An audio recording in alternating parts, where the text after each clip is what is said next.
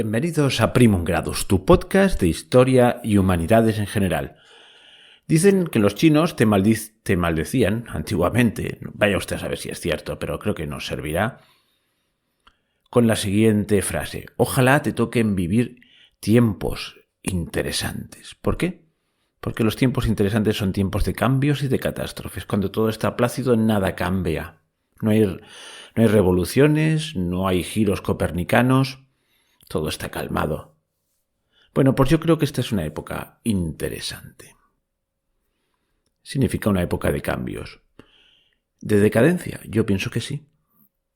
Este programa va de decadencia. Entonces pensemos un poquito. Por ejemplo, en la época de Platón, ¿cómo veía Platón mismo al antiguo Egipto? Bueno, al antiguo Egipto, a su Egipto contemporáneo, pues lo veía como una civilización milenaria que siempre había estado ahí. Prácticamente había el mismo espacio-tiempo entre Platón y las pirámides que entre nosotros y Platón. Aquello parecía no acabarse nunca, era el punto de referencia. La civilización milenaria ya en tiempos, pues eso, de Aristóteles, de Sócrates, de Platón. Sin embargo, aquello se acabó. Fue una lenta agonía, un lento deshacerse. Después de la invasión romana, pues poco a poco fue perdiendo su virtualidad. En fin, ya lo sabemos. Los mismos griegos entraron en decadencia. Vinieron los romanos. Y ahí quiero yo llegar. Parece como la historia que se va acelerando. Los romanos duraron su tiempo, pero ¿eran conscientes los romanos del siglo V de su decadencia? Pues parece ser que sí. Y para eso acudimos a los textos. ¿Y por qué acudimos a estos textos? En este caso un texto histórico que he encontrado por ahí que nos puede ilustrar. Porque, como decía Cicerón, la historia es maestra de la vida. Y mirar a la historia nos puede servir para conocernos mejor a nosotros mismos. La historia es cierto que no se repite, pero se dan situaciones muy similares de las que podemos aprender. Vamos a ver uno de estos textos que he encontrado pues husmeando en una biblioteca. Es un breve ensayo, un opúsculo apenas, que a lo mejor no es el mejor del mundo. El autor tampoco lo conocía, pero bueno, después de leerlo me parece que es adecuado para ilustrar lo que yo quiero decir. Y el título es bien elocuente, se titula La conciencia de la decadencia y caída del imperio por parte de los romanos. Y su autor es Juan José Sayas. Describe la situación que vivían en el siglo V los habitantes de la parte occidental, especialmente del imperio. Pues eso, la entrada masiva, la infiltración de extranjeros, de bárbaros, que se iban asentando en el imperio, que eran muchas ocasiones los que protegían al imperio propiamente de los otros bárbaros del otro lado de la frontera. Sensación, pues eso, de que todo se estaba viniendo abajo, de una gran diferencia entre ricos y pobres, decadencia de las ciudades, decadencia económica en general, todas estas cosas que ya sabemos. Por esa época el imperio podríamos decir que era cristiano, por lo menos oficialmente, pero aún quedaba mucho resto de paganismo, mucho resabio de paganismo.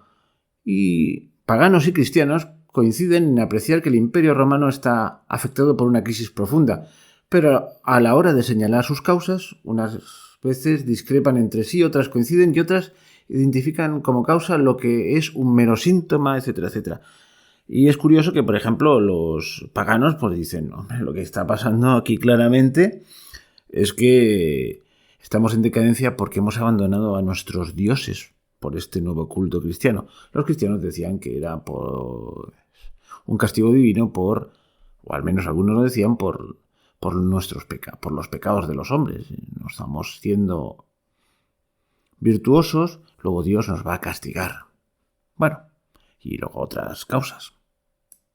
La decadencia de Roma es un hecho percibido con claridad y con amargura por los antiguos. Además, la comparación con fenómenos similares acaecidos a otras culturas más antiguas, pues les ofreció un término de comparación que permitía analizar mejor la experiencia presente. Ya os he dicho, ahí tenían la experiencia de los griegos, pues de la propia Cartago, de los egipcios, ¿vale?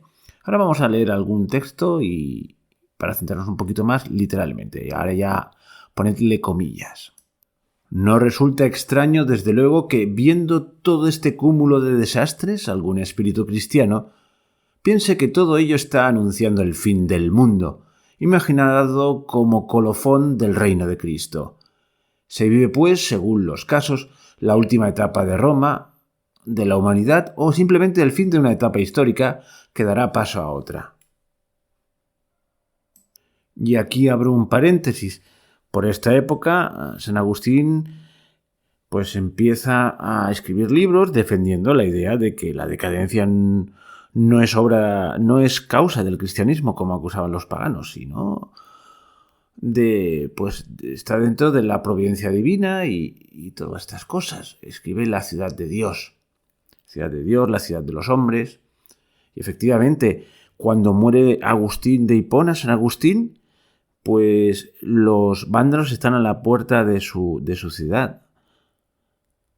Es el fin de una etapa, claramente, y Agustín es un testigo directo. Pero volvamos al texto. Dice así: hemos visto anteriormente cómo algunos autores creían en una continuidad romana, aunque bajo unos presupuestos diferentes de los asumidos por los paganos. Sidonio Apolinar, contemporáneo de todos los acontecimientos, no deja de valorar la virtualidad destructiva de los modos de vida romanos que hay en los bárbaros, como lo prueban los diversos pasajes de su obra en que por cualquier motivo mantiene una actitud negativa frente a ellos. Una muestra de lo dicho puede ser su afirmación: vosotros evitáis a los bárbaros porque tienen fama de ser malos, yo, aunque fuesen buenos. Las fronteras del imperio, abro paréntesis, se han visto traspasadas por los bárbaros. No todos son enemigos, algunos son teóricamente aliados, pero evidentemente son gente extranjera. Están cambiando la fisonomía social y étnica del imperio. ¿Nos recuerda algo a nosotros, a los de la vieja Europa, esto? Bueno, continuamos. Sin embargo, este Apolinar, después de su exilio del 476, no puede por menos de aceptar el hecho de la superioridad militar de los bárbaros y de su capacidad para dominar el mundo. Acomodándose a la nueva realidad resultante del dominio bárbaro, aunque aferrado a la convicción de la superioridad cultural romana. Pero no todos los espíritus creían en la eternidad de Roma o en una continuidad transformada. Para Salviano, hay ruptura y el Imperio Romano de Occidente ha dejado de existir, aunque tampoco dice que la acción de Odoacro sea clausura del mundo romano. Abro paréntesis, Odoacro había acabado con el último emperador, Rómulo Augustulo. En el 476 le había mandado pues la corona al emperador de Oriente diciendo: bueno, esto ya está finiquitado, olvídate. Y sí, astuto y avezado oyente.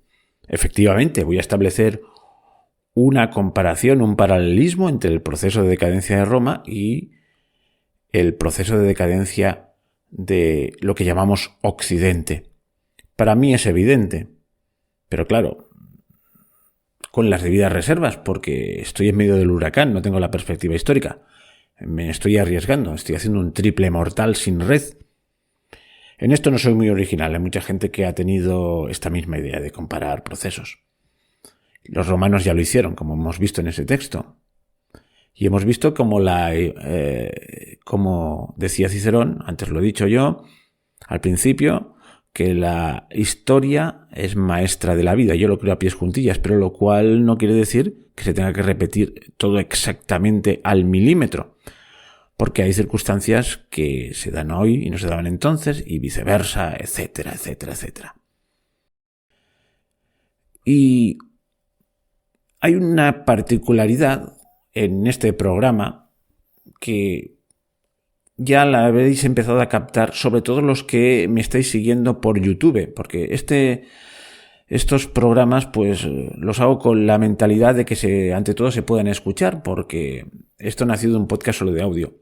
Pero los que me veis os habréis dado cuenta del detalle de que me ha cambiado la camisa. Entonces diréis, caramba, entre Entre toma y toma te cambias la camisa. No. Es que han pasado 3 días del primer trocito. Y esto le da un toque. Perdonadme el paréntesis. Porque decidí, pues, colgar el primer trocito en esta red social tan peculiar, que yo entiendo que algunos odien, yo la empecé odiando, pero se le puede sacar partido, que se llama TikTok, que permite, pues eso, colgar los cachitos y a medida que lo vaya haciendo lo voy a ir colgando, a ver qué pasa, como experimento. Pues ha sido un experimento interesante. No es exactamente lo que diríamos un directo, pero permite la interactuación del público. Porque ha habido un comentario al respecto y os lo voy a leer ahora, lo cual me hace mucha ilusión, porque a medida que vaya haciendo el programa, pues que la gente vaya hablando, pues bueno, pues tiene su gracia. Ahora os lo leo. El dicho comentario de TikTok es de Rafael Massieu Petit. Espero haberlo dicho bien. Los que me veáis por YouTube lo estáis viendo en la pantalla. Y dice así: el filósofo italiano Julius Evola materializó este fenómeno repetitivo en la historia universal en la idea de que la vida es cíclica. Sinceramente me alegra mucho tener oyentes tan cultos que citen a Julius Evola, porque no es un autor de lo más conocido, por lo menos en el entorno en que yo me muevo. Si alguna vez he probado conocer a este tipo y nadie lo conocía. Y yo tampoco lo conozco mucho, he de decirlo. Sé cuatro cositas. Aunque sí que conozco a una de las grandes eminencias sobre el tema, que a veces un día lo puedo traer al programa.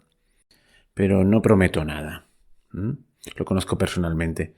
Y la verdad es que mi conocimiento es tangencial. Pero yo deduzco que esto de la visión cíclica de la vida y de la historia lo debió tomar este tal Julius, pues de la visión de los griegos, de la Grecia clásica, efectivamente, de una visión cíclica de la historia. También pasó esta visión a algún filósofo, como por ejemplo Nietzsche, o sea, el eterno retorno.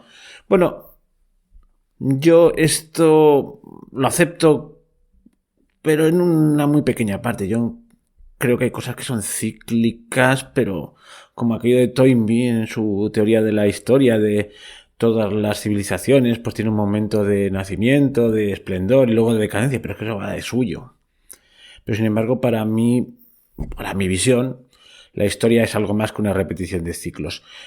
Pero queda dicho esto y tomo nota, pues esto, de este oyente, que agradezco mucho su comentario, porque me da pie, pues, a anunciar que tengo previsto hacer un programa sobre filosofía de la historia o de visiones de la historia, en lo cual este tema entrará, por un lado, y por otro, pues eso, que me ha animado, pues, a intentar, pues eso, investigar un poquito más en este autor, en Julius Evola, y a ver si traigo a este experto. Dicho esto, y para no perdernos del tema, vamos a continuar. Pero antes, os lo digo, voy a parar y voy a colgar este trocito en TikTok para ver si queda más comentarios, ¿vale? Así que esperadme. Ya estamos aquí de vuelta. Hecho, ya lo he colgado. A ver qué pasa. Ahora vamos a hacer el siguiente cachito, ¿vale? En fin, hay que meterse ya en lo profundo, en la comparativa y a partir de ahí pedalear, que es de lo que se trata. Pedalear, pero con un poco de sentido común. Hay muchos puntos donde atacar. Hemos hablado de la falta de vitalidad, de la depauperación económica, de la flojera, de la infiltración extranjera que diluye la propia cultura, etc. Pero mira, voy a empezar por un tema peculiar. Pues es por el tema de la propiedad, que no es estrictamente económico.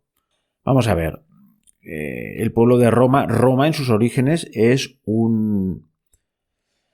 es una ciudad-estado en la que los ciudadanos son propietarios de tierra. Cada vez se van concentrando más las tierras, es un proceso de vaivenes, pero para luego compensar a esos desposeídos se les dan tierras a medida que van conquistando a los veteranos, pero lo de la tierra, lo de la posesión de la tierra, que en aquella época era lo principal, está muy, muy vivo, muy presente a lo largo de toda la historia de Roma. No vamos a hacer ahora un repaso a eso, a la Roma republicana y al asentamiento de los veteranos, ni a Mario, ni a Julio César, ni cosas de estas, ¿vale?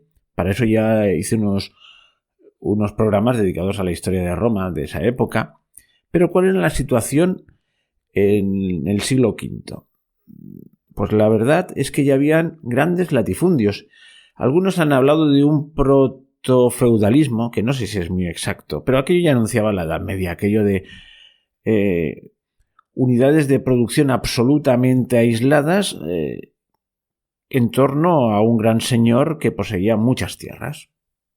Digamos que la propiedad había dejado de ser algo común a las gentes. ¿Hoy pasa lo mismo? Pues sí, está empezando a pasar en nuestro mundo. Por ahí hay un dicho que parece que se dijo en uno de estos foros económicos: no tendrás nada, pero serás feliz. Sinceramente, no sé dónde salió. Si algún oyente amable me lo puede decir, pues se lo agradezco. Pero ya que no quiero perder el tiempo para ver la veracidad de esta cita, vamos a ver cómo en realidad se está cumpliendo al pie de la letra. España, por ejemplo, es un país de propietarios de casas. Bueno, de casas o de pisos. Normalmente la vivienda donde la mayor parte de la gente vive es propiedad suya.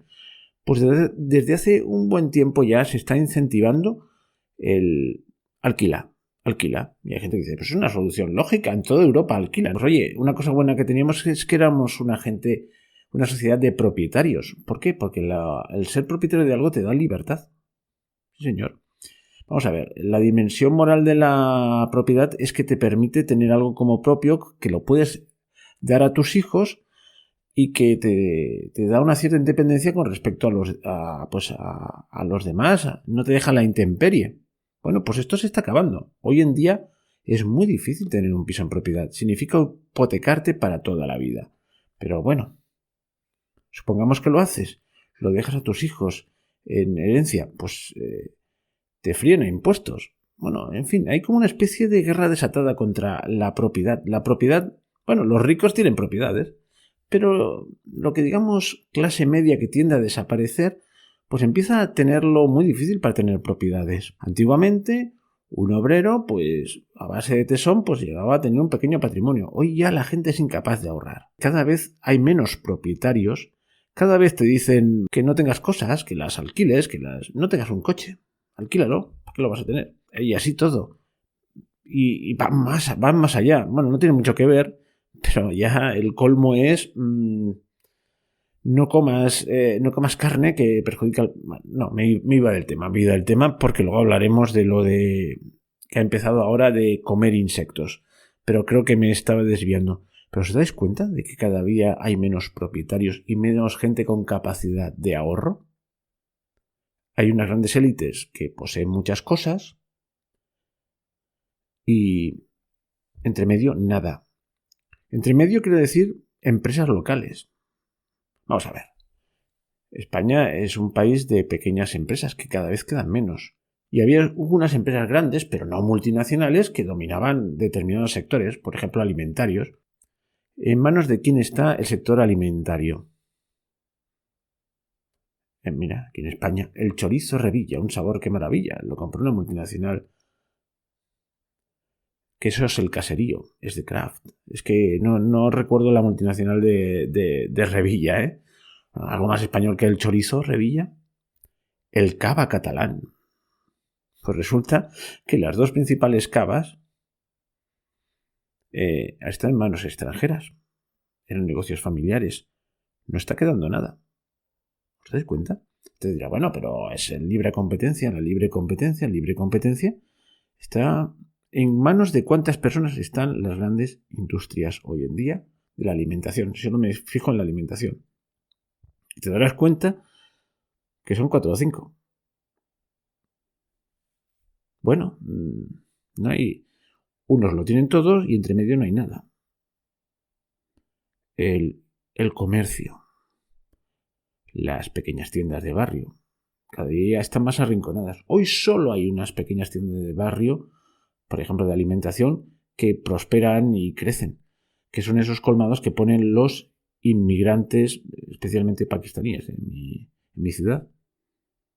Pero los de toda la vida ya no están. Y aquellos son como último auxilio. Necesito una cosa que no he podido comprar en la gran extensión comercial. cada vez queda menos, pero aún hay más. Poco a poco el comercio online ha ido comiéndose también buena parte de otros comercios no alimentarios. Bueno, pensémoslo, cada vez la propiedad está en menos manos. ¿Eso es malo? Yo pienso que sí. ¿Por qué? Porque al final estaremos en manos de 5 empresas. Y ponerse de acuerdo entre 4 o 5 empresas multinacionales que dominan el mercado es muy sencillo. Al principio te lo ponen todo fácil, ¿verdad? Pero luego llegará el momento en que estamos solas, no hay nadie. Y perro no muerde a perro. Y la concentración continúa y continúa. Y así podemos hablar también del sector bancario. Estos son 3 o 4 bancos que además entran en connivencia con el gobierno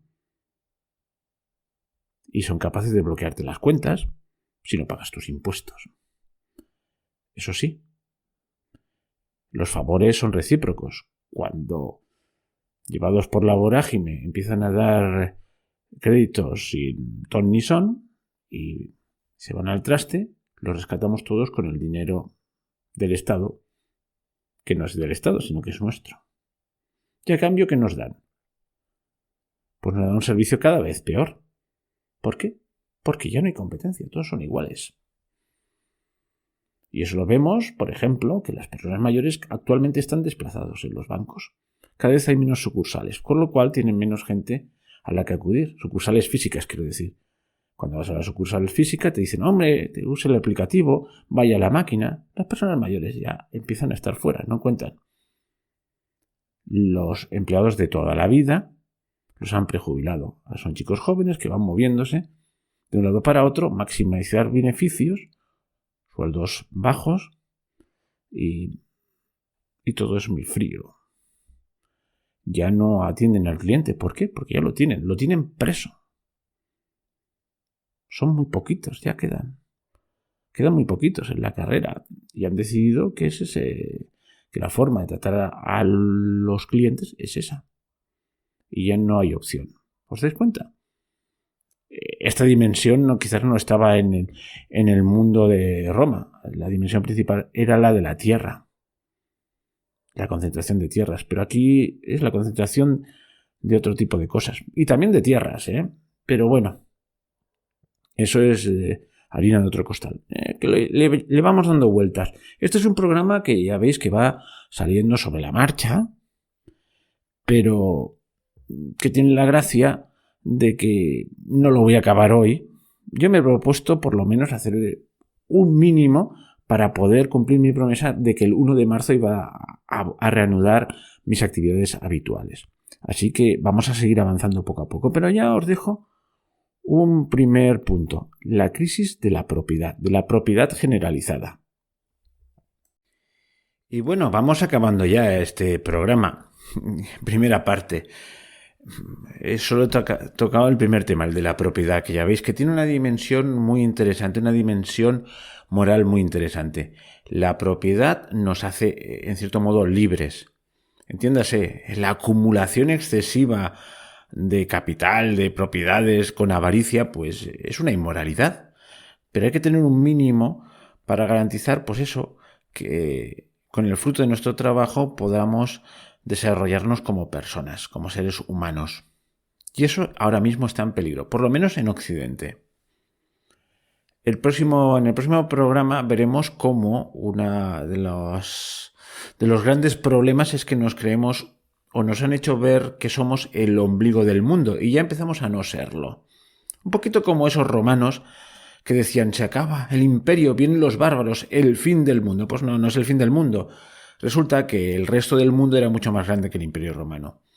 Pues el resto del mundo, si sumamos habitantes de China, de la India, de Brasil, de África, pues son muchos más que los habitantes que tiene Europa y Estados Unidos, por ejemplo. Y Australia, y ahí meto también Australia, si queréis. Pues nada, somos nada. Pero bueno, eso para el próximo programa. Primera parte, ¿vale? Lo iremos haciendo poquito a poco. Quería hoy, pues, tener algo para colgar el 1 de marzo y creo que puede ser interesante. Espero vuestros comentarios, tanto en TikTok como en iVoox, como en YouTube, como en los múltiples sitios donde estén. Así es un programa que haremos entre todos. Con vuestros comentarios me podéis dar ideas. Este tipo de programas es experimental, es un paso más, pero aquellos a los que esto no os guste demasiado y penséis, oye, vuelve a lo de antaño, a lo de los programas de historia, así elaborados, o de filosofía, o de lo que queráis, no os preocupéis que no lo voy a abandonar, esto es una cosa a más a más. Por ejemplo, lo próximo que voy a colgar es el siguiente capítulo del Buscón. Y luego tocará, pues, lo de la Guerra de las Galias, eso lo voy a continuar, pero he abierto una nueva vía. Así como abrí la vía también esta del desinformativo semanal, que espero continuar. Lo mejor va a ser desinformativo quincenal, pero no lo voy a cambiar el título, ya os lo aseguro, porque no nos vamos a volver locos. Uno llega hasta donde llega. Este programa lo voy haciendo a trocitos y bueno, ya tengo 4 trocitos, los voy a juntar y va a ser el primer vídeo de YouTube y habrán 4 trocitos por TikTok. ¿Vale? Me podéis escuchar en muchos sitios y bueno, pues ya está. 1 de marzo, como había prometido después de ese parón, que ha sido interrumpido extraordinariamente con aquel programa de desinformativo semanal, pues aquí, el 1 de marzo empezamos y volvemos a empezar. Y ahora voy a intentar ser constante en mis publicaciones. Ya os digo, ya hay otra preparada que en pocos días, en 3 o 4 días la tendréis sobre el siguiente capítulo del Buscón. Luego vendrá, pues supongo que lo de la Guerra de las Galias, que lo tengo medio aparcado y así iremos avanzando y ya está. Y con esto y un bizcocho, hasta mañana a las 8. Si os ha gustado, poned un me gusta y esas cosas que siempre digo y hasta pronto.